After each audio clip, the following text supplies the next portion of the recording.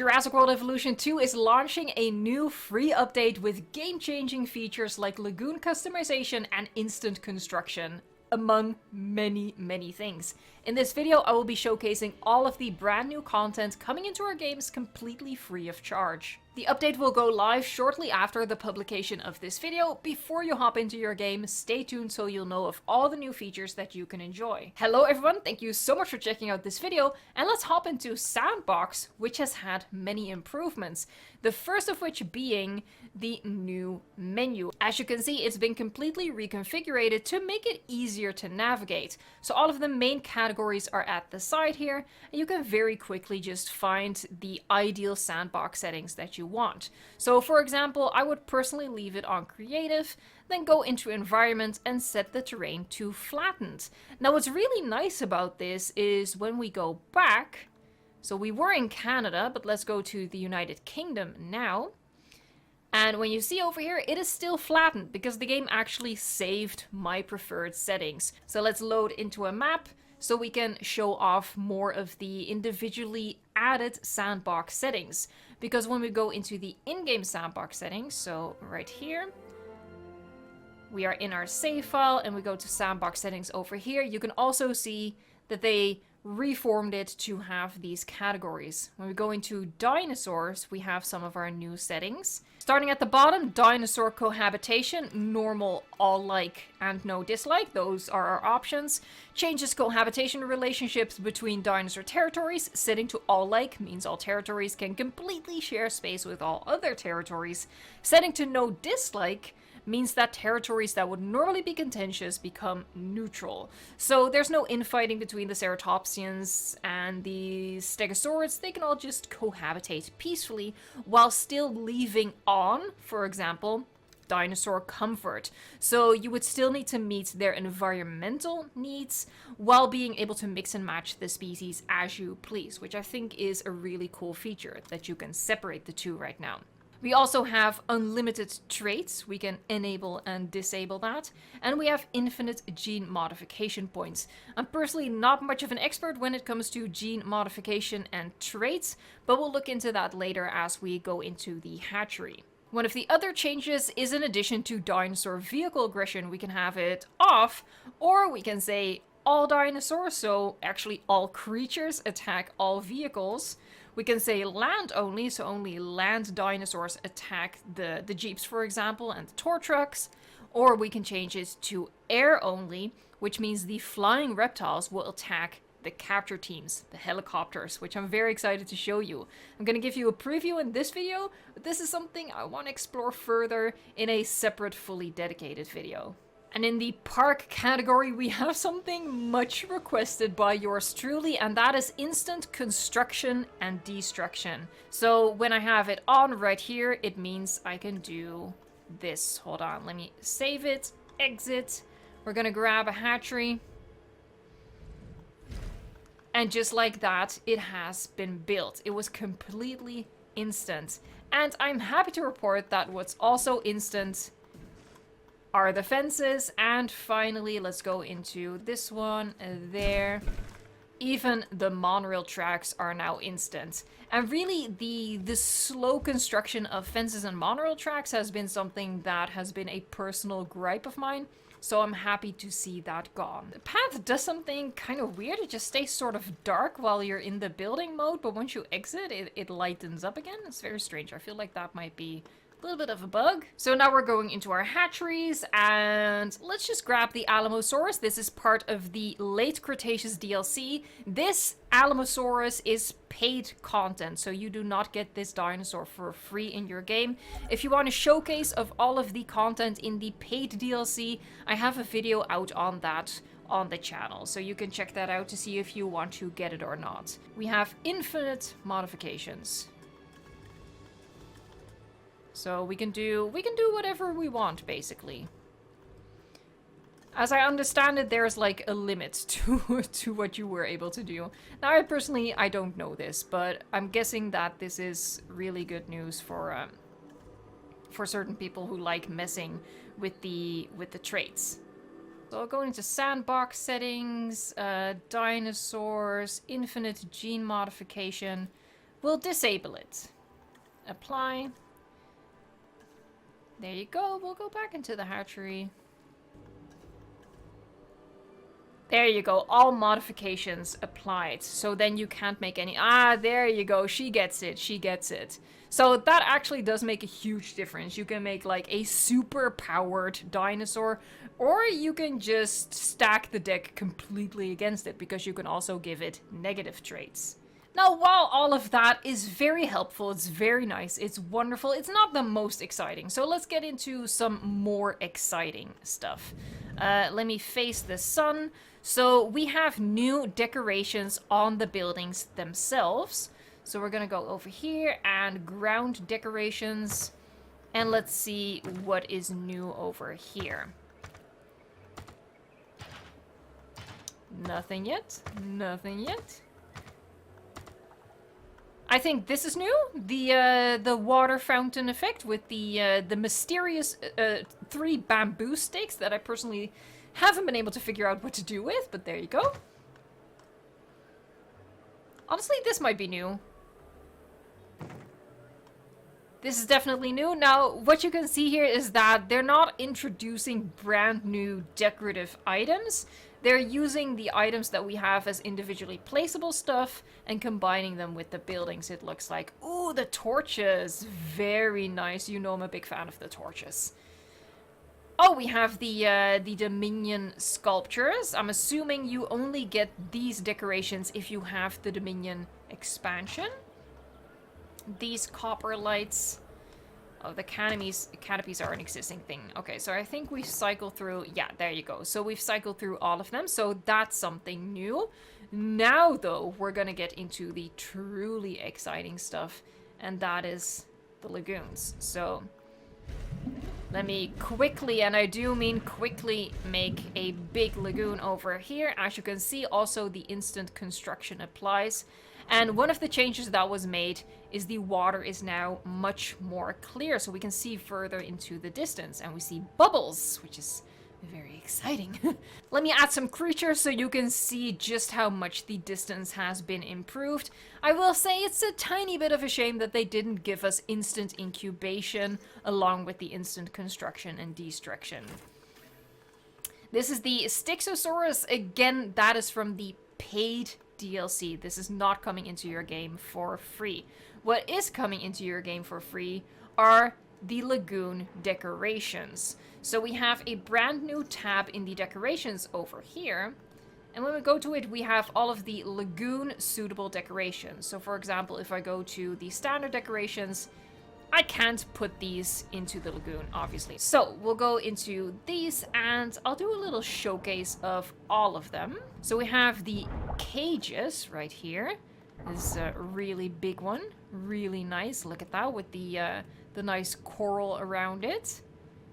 Rusty cages. Now what's really nice is that we have these lights, and look at the hitbox on these lights.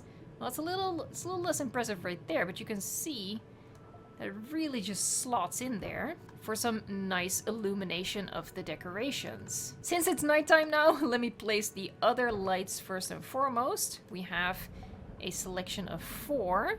We have 2 of these flat ones, sort of just pointing straight up, and we have 2 that we can angle. We can put them like that, but obviously what you want to do is aim them at your underwater decorations to give them like some properly spooky illumination. Alright, so we're just gonna go through all of the decorations here. This is a flat rock, smaller flat rock.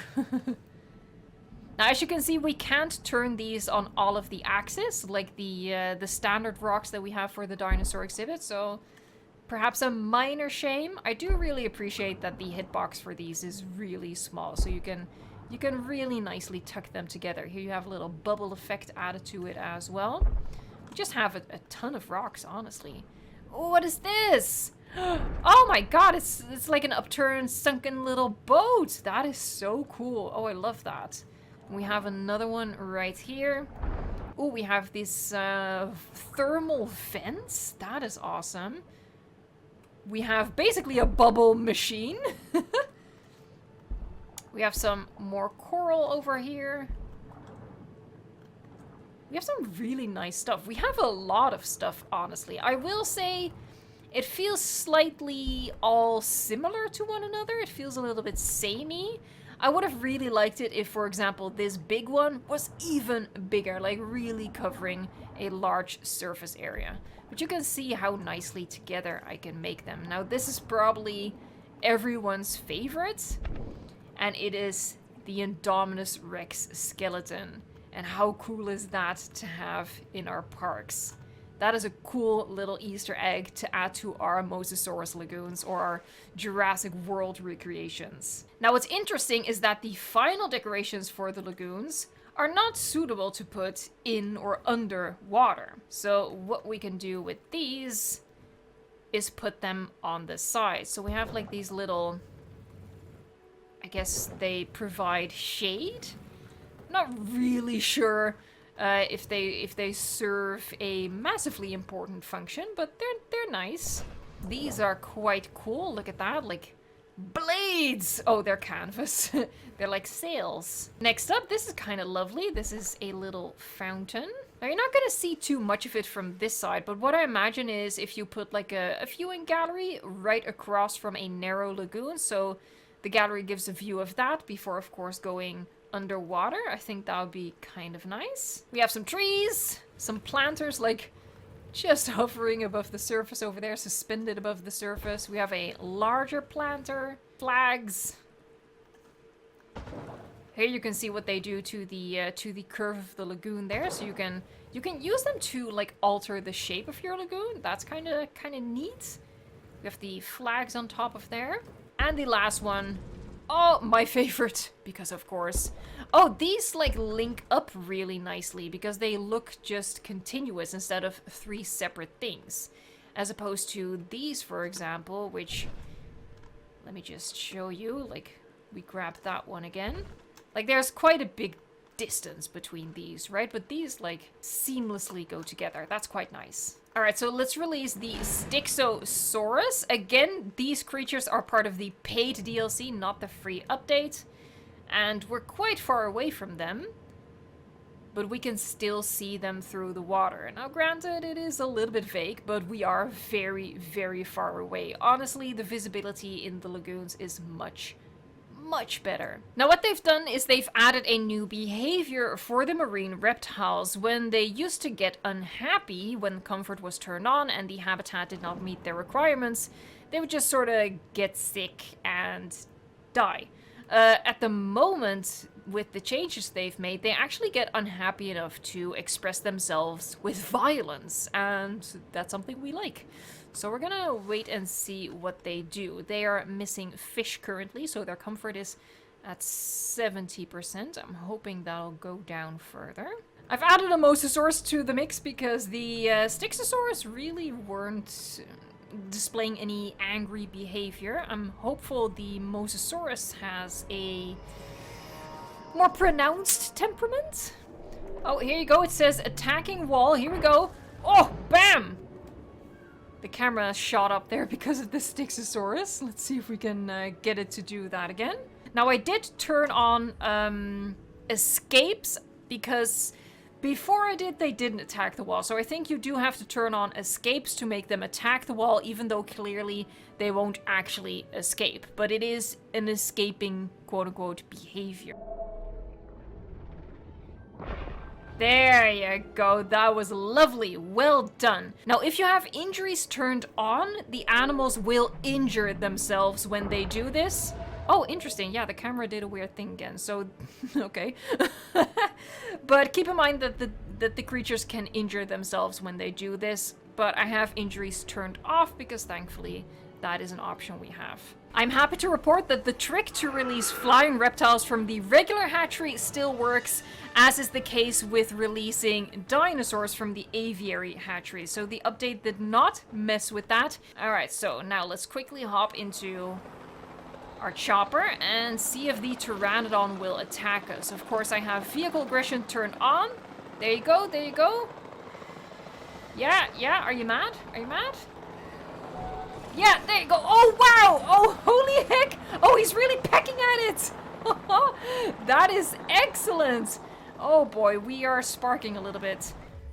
Oh, let's pause that. Wow. Look at the... He's like, freeze.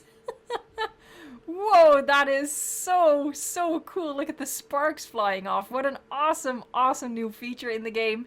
And again, this is something I want to give a proper time to explore with all of the species. Not all species will attack the helicopter, so we'll have to figure out which one will and which ones won't. But let's just watch this play out. Oh my god! Oh my god! That is insane!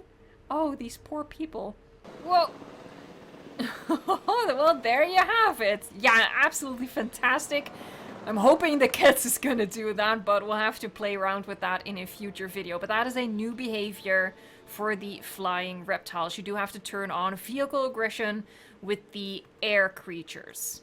Now, actually, I was in capture mode, and that is one of the other places where they've made changes to the game. There you go. So the changes they've made to capture mode, unfortunately, still no slow-mo mode. I'm still keeping my fingers crossed that that's going to be a thing at some point. But what they did is they've added these postcards overlays, which is super cute. So we have US Fish and Wildlife.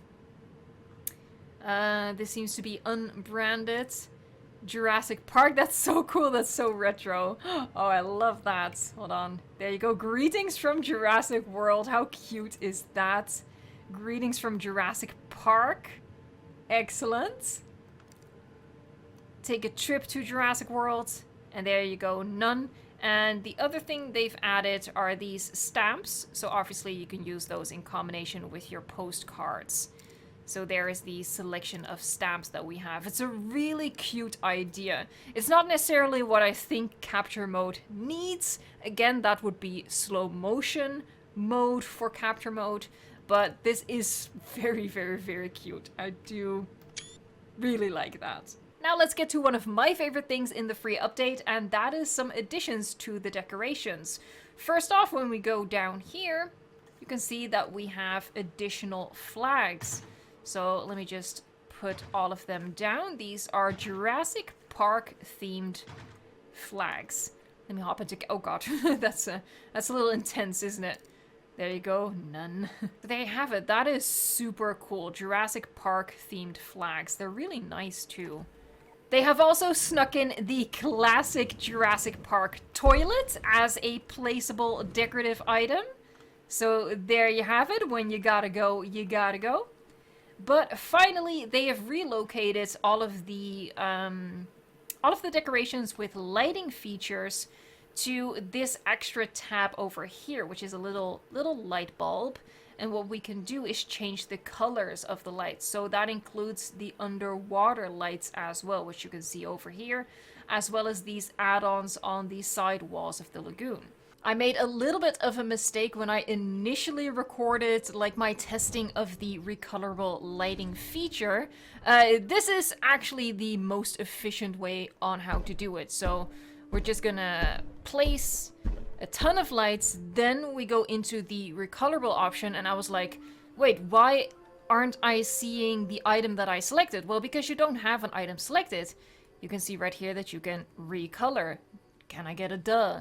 So you just go over and you can recolor them like this. So it's actually a really good system which allows you to change the colors of lights very quickly. You just place them all in one go and then recolor them all in one go, and you can make some really cool lighting features like this. It will keep the color that you chose last safe. So now we go to the Spinosaurus skeleton, for example, and you can see that it is illuminated by the blue color of the light that we've previously chosen. Same for this Dominion fountain, for example. Is this a new light? I feel like this is a new light because it's slightly different from this one. Look, it's tiny. I don't think I've seen that light before.